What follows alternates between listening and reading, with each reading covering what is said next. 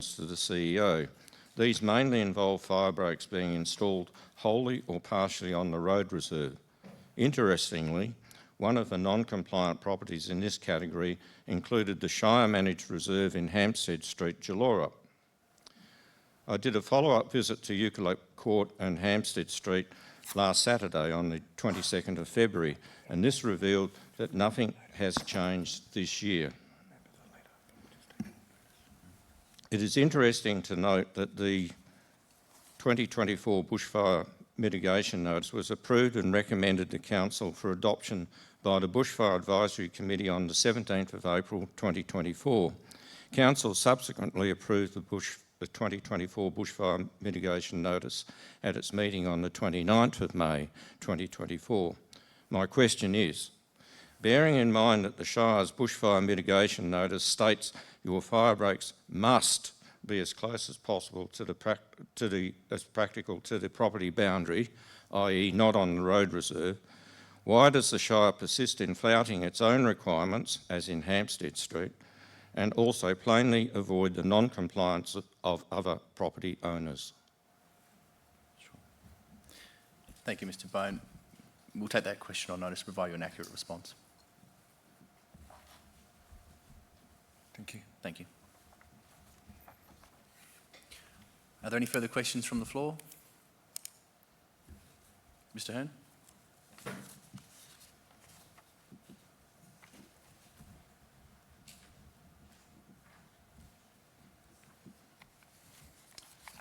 Thank you again, Mr. President. It's not unusual, but it's not a requirement, that in an annual report, local government address the auditor's management letter. I know our Shire hasn't done it, but in the little bit of time I had available this afternoon, I did actually look back and I did find a pre-audit letter, which, among other things, identified that there is no existing cyber security policy in place for the Shire. There is no established cyber security response plan. The Shire has not developed an IT strategic plan. Also, there was a breach of Section 52C of the Local Government Act concerning its financial management. And I also noticed that a couple of senior officers' credit card transactions were not independently signed off. Can we get an update on those issues, and were there any issues from the post-management letter to the Shire that perhaps we need to be made aware of? You can find the response to all that information on our audit committee minutes, so that's been dealt through there. In relation to the first one around cyber security, that was dealt with by the committee. We recognised the need for Council to maintain a policy position on that, so a policy is being drafted for the committee's consideration, then Council, into the future, and there'll also be operational management plans that sit behind that for the administration to implement. That was the first one. The breach relating the financial management was in relation to the adoption of the annual rates notice, in which Council adopted it with a decimal point in the wrong spot. But we did undertake proceedings to correct that and self-reported on that. So that we actually even reported that directly to the auditor themselves, and that's why that is included in there. And the third one was, sorry. There's something to do with Section 521 of the Financial Management Audit Act, where that's the rates notice, which Council did take steps to correct, right. Which you can find all that information on in the minutes in October. Yep, and the other one was the senior officers haven't had their... Yeah, so that's also been corrected now, requiring dual sign-off by officers and departments not being able to sign off on their own credit card. Okay, and I think the other one is it said you didn't have a current IT strategy. How are we travelling with that one? Well, that's largely been corrected through the ERP implementation and correction So it's and purchasing of that product. Yep. Can we see that online, or what's that? Sorry. Can we see that strategy online, or? That's an internal strategy. It's It's under development. It's still under development, sorry. Oh, but it's a management procedure for staff. And when do we expect that to be completed? We'll take that on notice. The Director of Community and Corporate. Thank you. Thank you for your question, Mr. Hearn. Understanding those a few notes that came out of the interim and the final audit report that you're talking to, the audit and risk agenda for the meeting that's happening next week has an action plan in there that details all the findings through that process. Officers have done comments in terms of what we're planning to do to obviously overcome those findings. So have a review of that and come back to us if you've got any questions. But that talks to all the points you've just referred to in your questions. And is that meeting open to the public or is that closed? The Audit and Risk Committee is open to the public. Okay, and when is that? Wednesday next week. Wednesday this week. Wednesday this week, Wednesday this sorry. week. We can finalise arrangements. Yep. Put it in the calendar. Thanks, Mr. President. Thank you, Mr. Hearn. Mr Briggs again. Mr. Riggs, a question?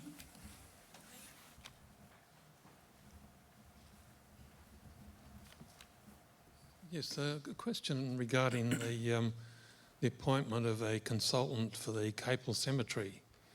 You have a group of people, of volunteers that use the Shire facilities and they know everything there is to know about the Capel Cemetery. I'm just wondering, why was a consultant engaged? The Chief Executive Officer. Thank you, Mr Briggs, for your question. And part of the reason, as you would be aware if you're an active member of the Capel Cemetery Group, they've done a lot of work there around getting funding to do some ground penetrating radar of where the remains are. Some of those remains that have been identified may not have been in the place where the records in the past have indicated. And as you'd be aware, but the information as part of that ground penetrating radar was in a form that was difficult to transfer onto a site plan that allowed us to progress the site master planning. So part of the work that's being done now is to make sure that we have an accurate understanding of where everything is on the cemetery site, so that we make sure that when we begin the master planning process, we don't put buildings and pathways where remains may be. It may also require in the future that some remains that have been put in the wrong spot might need to be put in the right spot.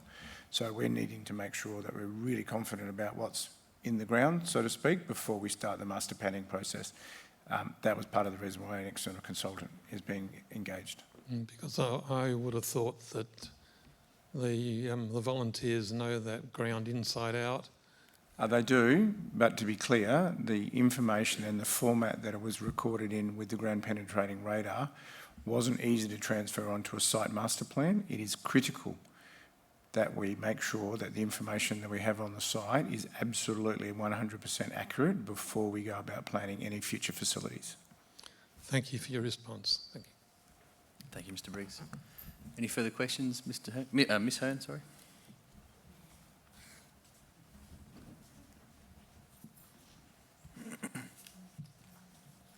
I just wanted to follow up on that same issue, because you mentioned in your report that one of the achievements was the development of the cemetery's master plan. And can I query what stage that has reached? So that was initial works undertaken, as the CEO just mentioned, but it's hit that point where that professional advice from a consultant was needed to ensure that things are located in the correct space. So it wasn't progressed as far, and some funds were carried over to this financial year. I think those funds have been there in the carryover for a couple of years, so it's good to see them being used.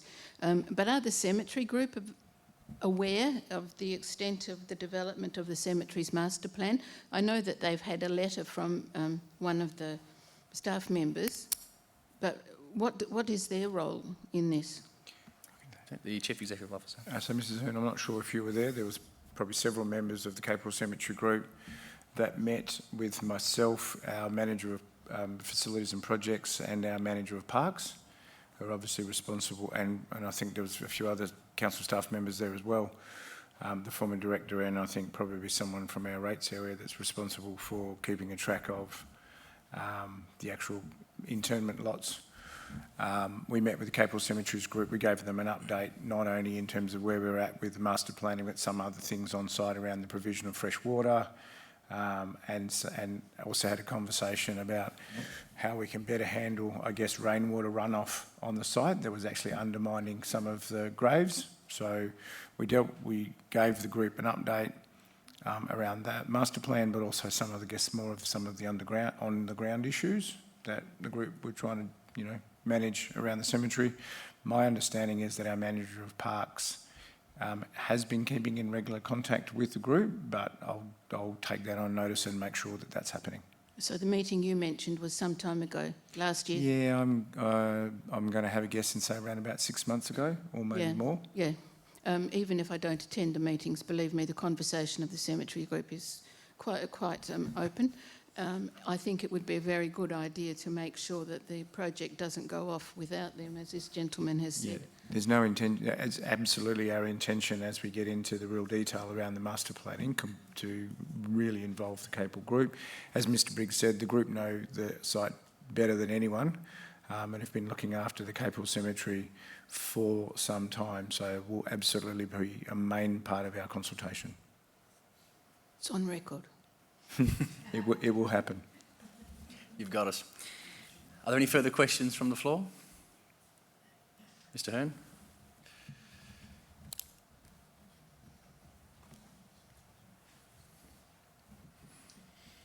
Just one very quick one, Mr. President, seeing, a lot of the comments tonight seem to be about communication. Firstly, I just wanted to acknowledge the improvement in the Shire's website and also the Shire's Facebook page. But some of you may not be aware, but I have dual citizenship in another Shire. And if you're reviewing your strategic communication plan, or whatever you call it, in the last 4 weeks I've been in my other abode on 2 occasions for a week at each. And in both of those weeks I've received a letter, not addressed to me personally, but to the householder, advertising key events. And the key events, one was concerts, and the other, not believe it or not, was honouring a strategic Indigenous bonfire that they were building on the foreshore and inviting people to go to it. Now, I don't know how extensive the communication went, but it wasn't a $1.50 letter, I can guarantee you, because you don't pay $1.50 for every letter that goes out. But because we don't have a local newspaper, and because a lot of people aren't on the internet, as we've heard tonight, or don't do Facebook, can the Shire at least have a look in their communication strategy of doing mail-outs to interested groups in locations so that they actually are aware of what's going on? Because, it costs, but, it's a damn simple strategy, and you can't say people didn't know. And, a classic one's going to be a Captivate Capel. Let people know it's on. Let them know what we're going to watch, do a mail out, So congratulations on the effort with your Facebook page and with your website. I think there's been improvements, and I'm pleased about that, and you should compliment your staff. So. Sure. Thank you, Mr. Hearn, for the questions and the feedback. I suppose, the commitment still stands to the answers to your questions from Mrs. Hearn. As I mentioned, in the key deliverables from the last financial year was around the development of tourism and visitor destination website. That work's still being undertaken, and that'll capture some of those more niche aspects that might be happening in the district, like concerts and various other things. So it is something we certainly want to improve upon, and that we'll also look at when we review our communication strategy in the future.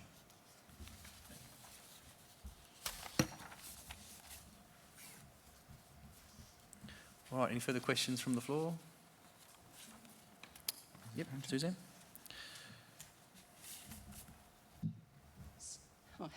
Just sitting here listening to it all.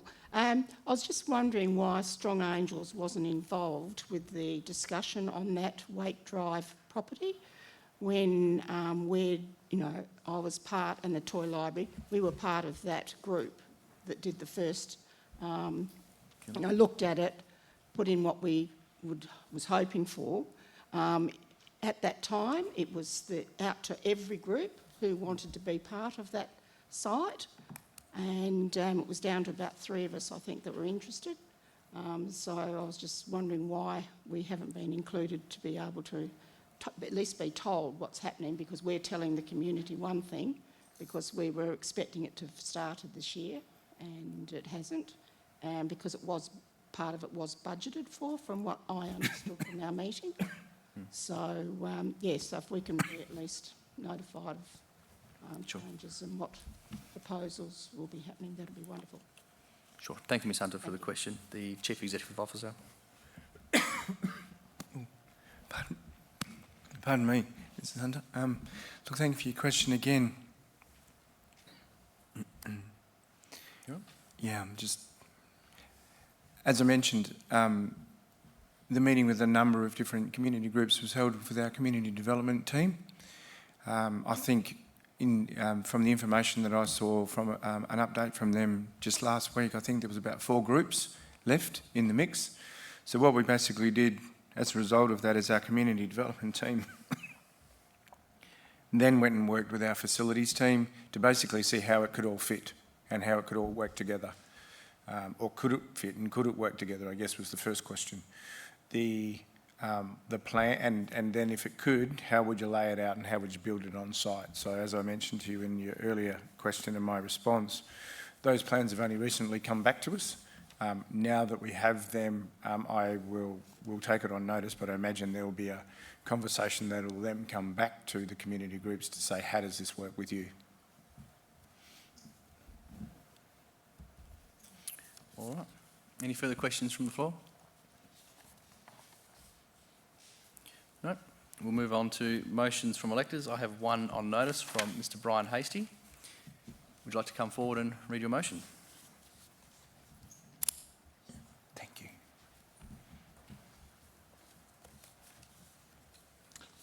Brian Hastie from Stratham.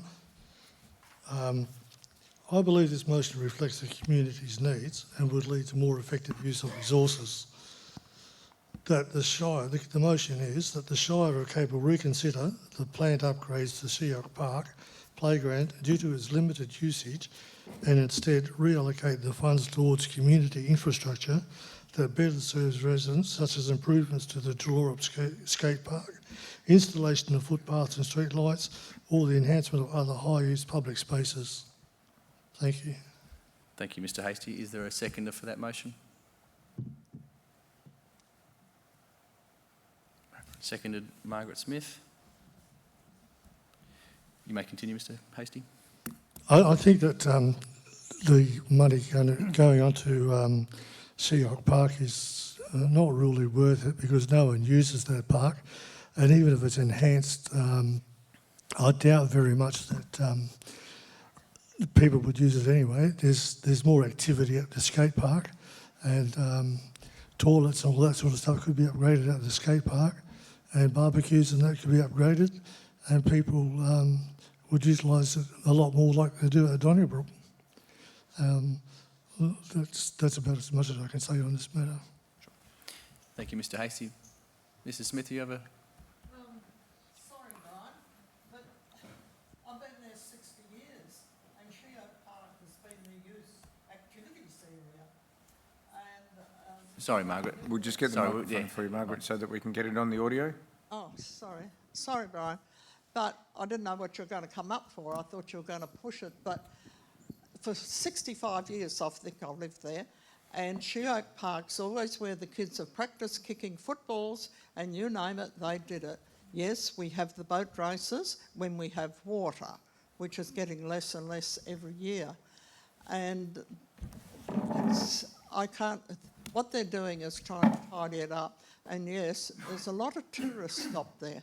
Now, I'm fed up of seeing tourist cars and caravans pull up and everybody goes, finds a tree and pees behind it.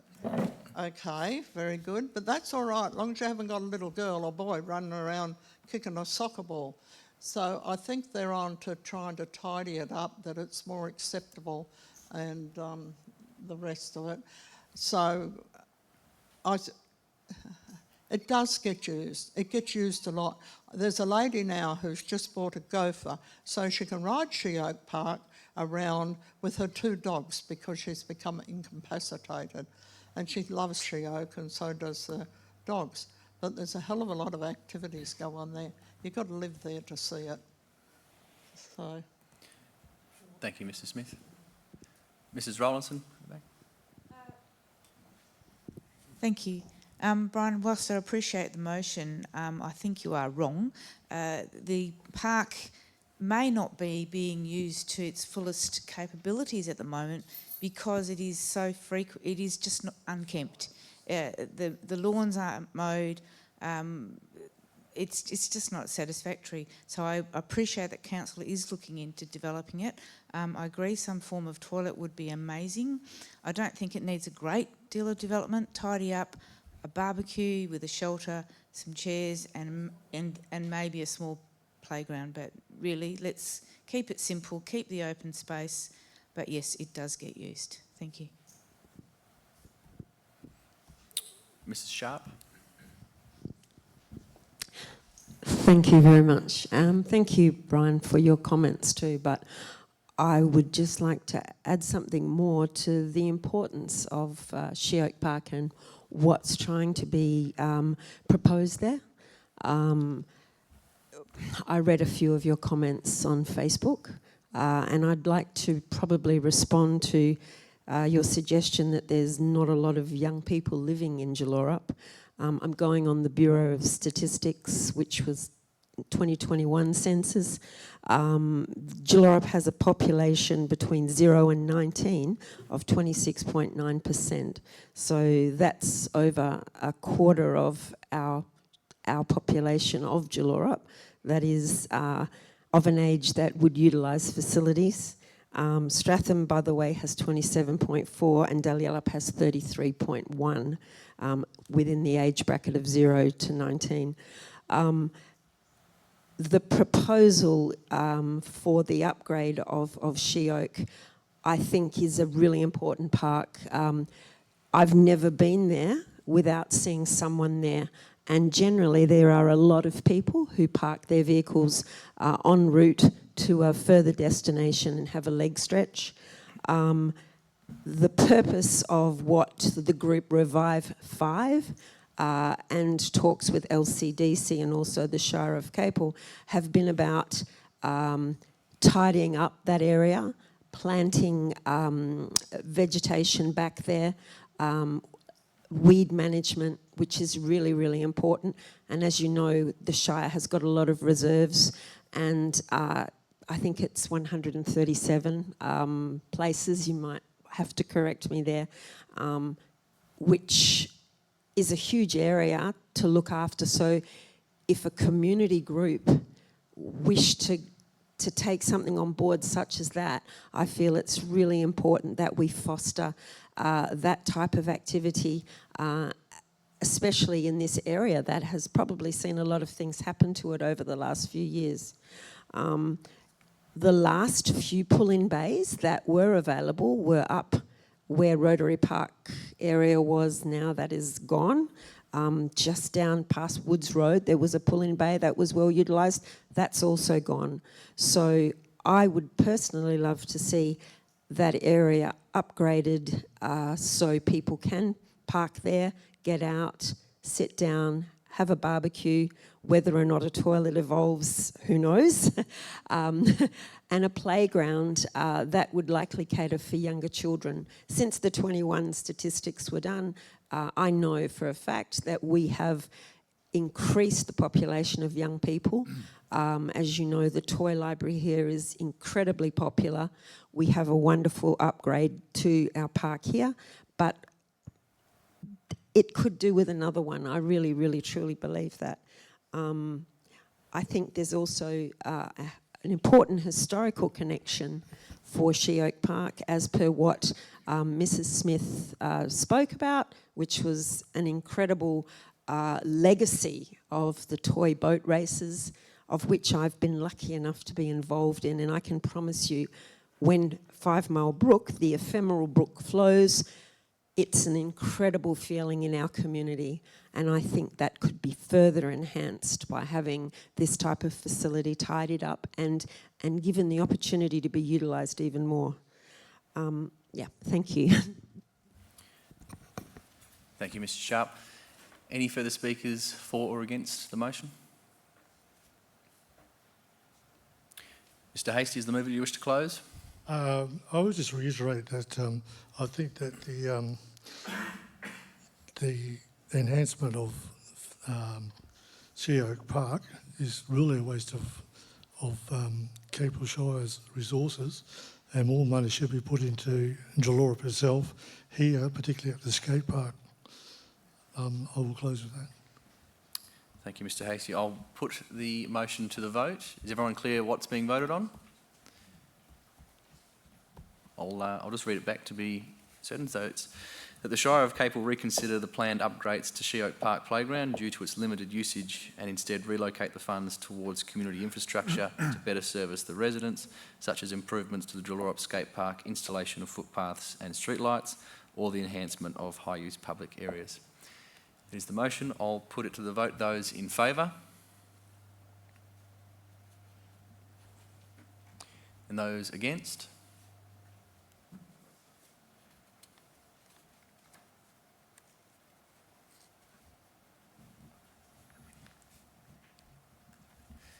And that is lost 1 to about 7, was it? I got 8.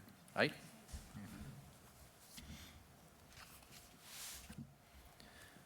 All right. They're all the motions I have on notice. Are there any motions from the floor? Mr Rollinson?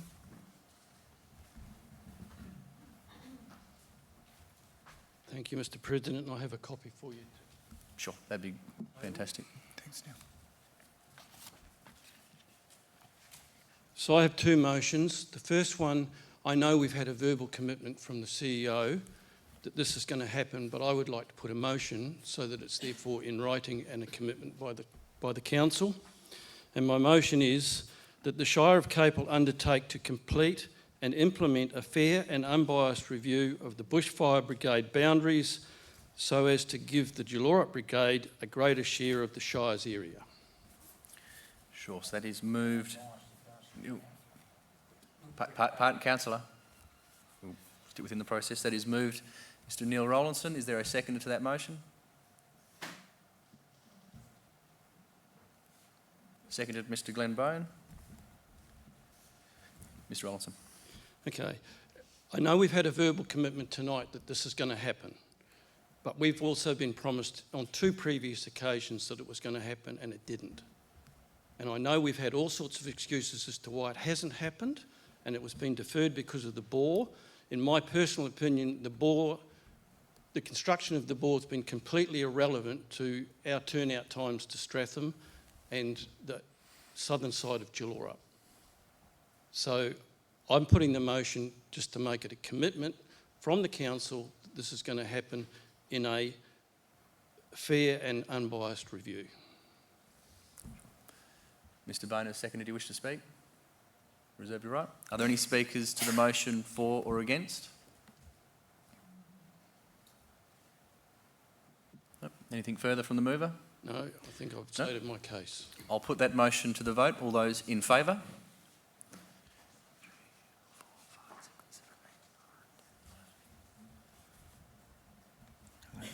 And those against? And that's carried 11 votes. Motion 2, Mr Rollinson. Okay, again, my second motion, I believe there's been a commitment from the council. Until I've seen it in writing, I'm going to put this motion up, that the Shire of Capel allow the Bushfire Brigades to nominate a proxy member to be represented on the Bushfire Advisory Committee, BFAC. All right, is there a seconder to that motion? Seconder, Mr Glenn Bone. Mr Rollinson. Okay. We've had a few occasions where our representative has not been available to attend a BFAC meeting, and we have nominated a proxy. On a couple of occasions that was let through, and our member attended the meeting and was able to vote.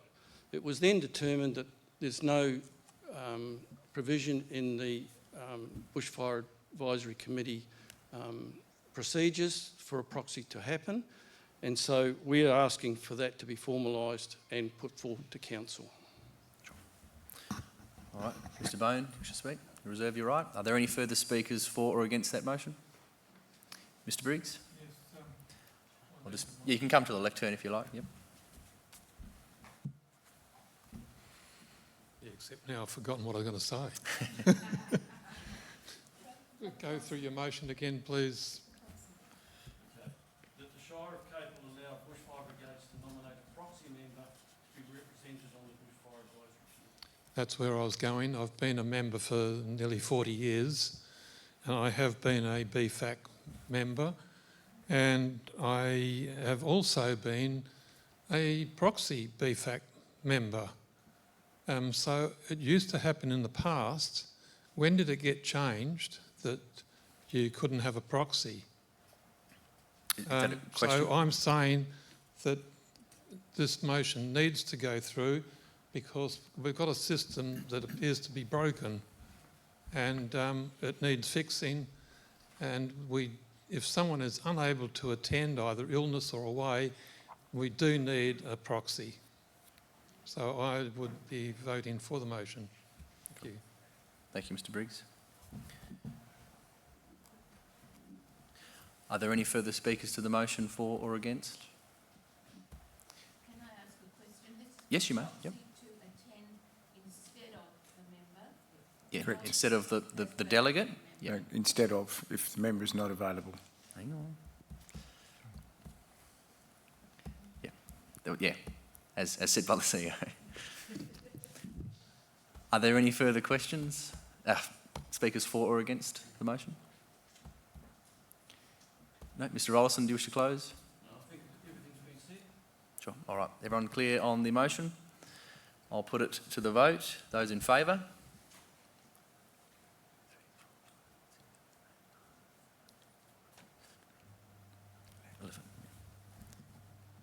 And that is, and those against? Against one. That is carried 11 votes to 1.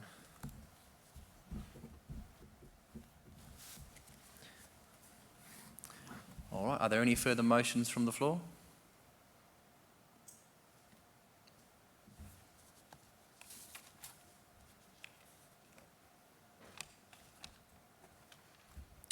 Nope. All right, there being no further business on the agenda this evening, I'll declare the meeting closed at 7:37 p.m. Thank you very much for your attendance this evening.